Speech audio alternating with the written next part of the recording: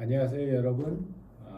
네 번째, 통제된 실험평가라는 분야에 대해서 한번 이야기를 갖다 나누도록 하겠습니다.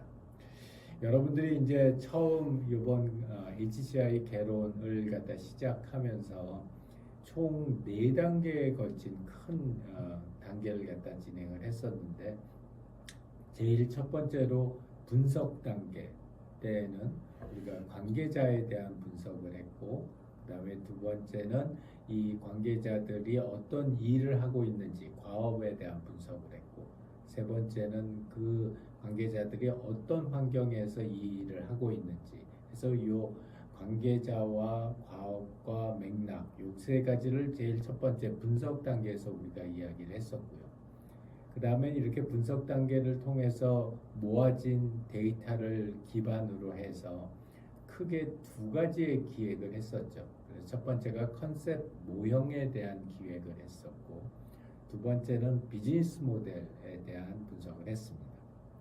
그래서 이 두 가지를 갖다가 서로 컨플릭트가 없게 만드는 작업을 하고 나서 그 다음에는 우리가 설계 단계로 넘어가서 설계에서는 시스템의 정적인 구조를 설계하는 아키텍처 설계하고 시스템의 동적인 기능을 설명하는 인터랙션 설계, 그리고 마지막으로는 시스템의 표현 방법을 설계하는 인터페이스 설계까지 해서 우리 세 가지의 설계를 갖다 마무리를 갖다 했습니다.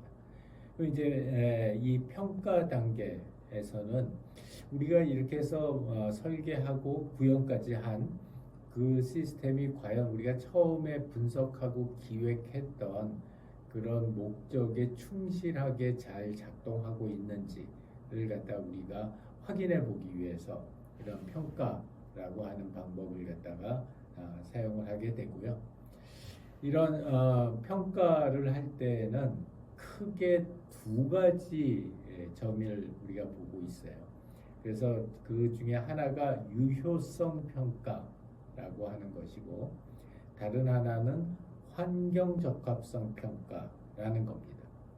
그래서 이런 유효성 평가하고 환경 적합성 평가라고 한다는 것은 아주 간단하게 얘기하자면, 유효성 평가는 과연 우리가 만든 제품이나 서비스가 우리가 제공하겠다고 이야기한 가치를 충분히 잘 만들어서 관계자들에게, 사용자들에게 제공하고 있느냐를 보는 게 우리 유효성 평가라고 생각을 하시면 되고요. 따라서 여기서는 효과가 있냐 없냐를 갖다 중심으로 해서 봅니다. 그리고 실제로 효과가 있냐 없냐를 갖다가 중심으로 보기 위해서 가능한 한 외부에 있는 여러 가지 복잡한 상황들은 다 단순화시키거나 또는 우리가 통제를 한다고 그래요. 그래서 그런 요인들은, 외부적인 요인들은 다 통제를 하고 딱 우리가 보려고 하는 것, 즉 어떤 시스템이 얼마만큼 효과를 가지고 오느냐 하는 것만 집중적으로 봅니다. 반면에 오른쪽에 있는 환경 적합성이라고 하는 것은 이 효과가 단순히 이렇게 모든 것이 다 통제되어 온 상황뿐만이 아니라 통제가 안 된 실세상에서도 여러 가지 다양한 환경들이 있을 수 있는데, 그렇게 여러 가지 다양한 세상에서도 우리가 만든 시스템이 사람들에게 그만큼의 효과를 갖다 나타내고 있는가 하는 것을 봅니다. 따라서 우리가 유효성을 주로 internal validity, 내적 타당도를 평가한다라고 하고, 환경 적합성이라고 하는 것은 external validity, 그 외적 타당성을 평가한다고 얘기를 하는데요. 우리 오늘 강의에서는 이 유효성 부분에 초점을 맞춰서, 그러면 유효성 평가를 위해서 우리가 어떤 방법을 써야 할 것인가에 대해서 이야기를 나누도록 하겠습니다. 우리가 어떤 시스템에 효과가 있느냐 없느냐를 갖다가 평가하는 방법은 여러 가지 방법들이 있어요. 그 여러 가지 방법들이 있기는 하지만 우리가 얼마만큼이나 이 평가 방법이 아주 엄격하냐에 따라서 주로 이렇게 네 가지 정도를 갖다 이야기를 합니다. 가장 왼쪽에 있을수록 덜 엄격한 거고요. 가장 오른쪽에 있을수록 가장 엄격한 겁니다. 그래서 이런 여러 가지 평가 방법들을 갖다가 보면은 비실험적이라고 하는 거는 우리가 어떤 조작을 가하지 않고 있는 그대로를 보는 것, 그걸 갖다 우리가 비실험적 평가라고 하고요. 그 중에서 이제 특히 어떤 현상이 어떻게 발생하는지를 관찰함으로써 평가를 하는 관찰적 평가를 많이 사용을 하고요.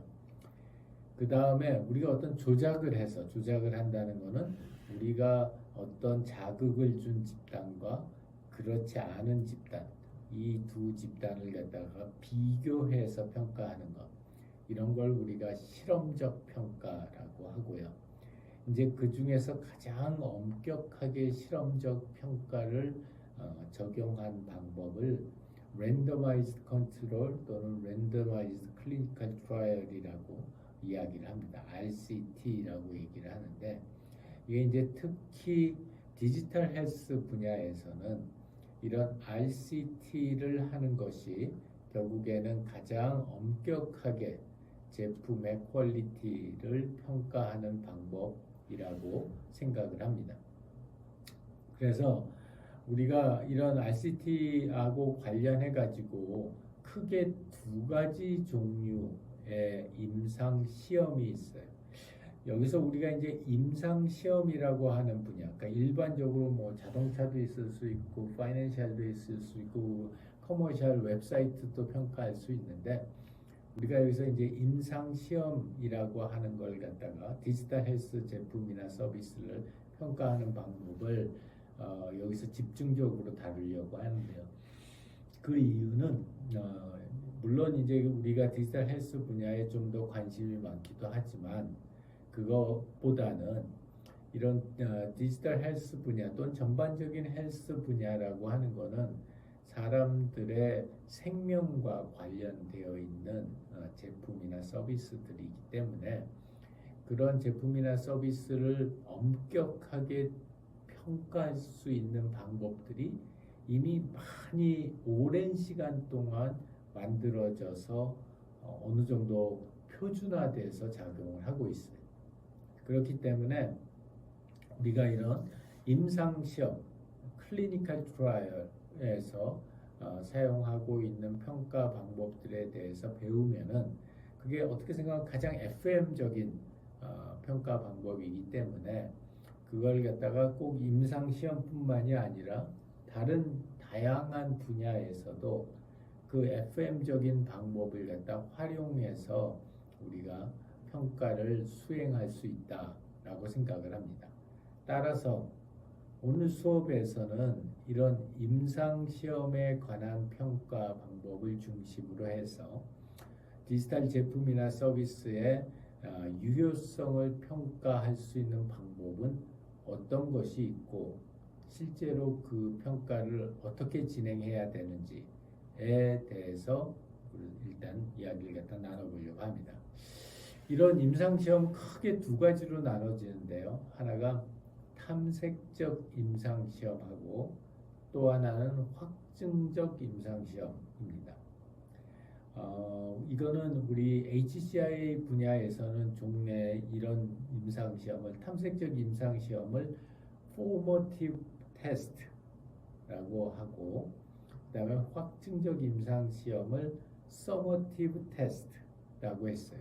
그래서 이제 formative라고 하는 거는 우리가 뭔가를 합격시키고 불합격시키고 하는 그런 용도가 아니라 실제로 테스트를 해서 그 테스트한 과정과 결과로부터 새로운 인사이트를 도출해서 그것을 제품의 설계나 또는 향후 평가 방법에 반영하기 위해서 사용하는 그런 형태의 임상시험이 있는 반면에 또 다른 한편으로는 이런 것들을 통해서 특정 임상시험 대상 제품이나 서비스를 그 결과적으로 평가해서 이 허가를 줄 것이냐 말 것이냐를 갖다 결정할 수도 있어요.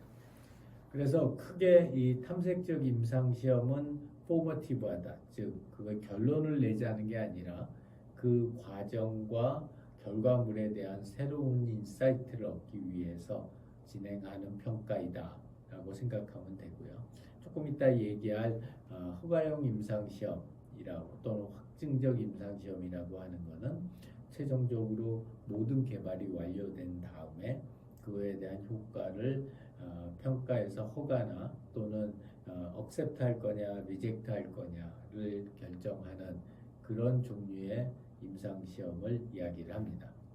따라서 탐색적 임상시험이라고 하는 거는 우리가 미리 정의되어 있는 어떤 가설이 있는 것들이 아니라 평가자 입장에서 우리가 검증하고자 하는 제품이나 서비스가 과연 유용하고 안전한지에 대해서 미리 탐색적으로 알아보고 새로운 가설을 만들거나 또는 제품을 업그레이드하는 데 사용하거나 또는 앞으로 확증적 임상시험을 진행할 때 이러한 평가 방법을 통해서 평가하는 게 좋겠구나 하는 것들을 알아보기 위해서 하는 거죠.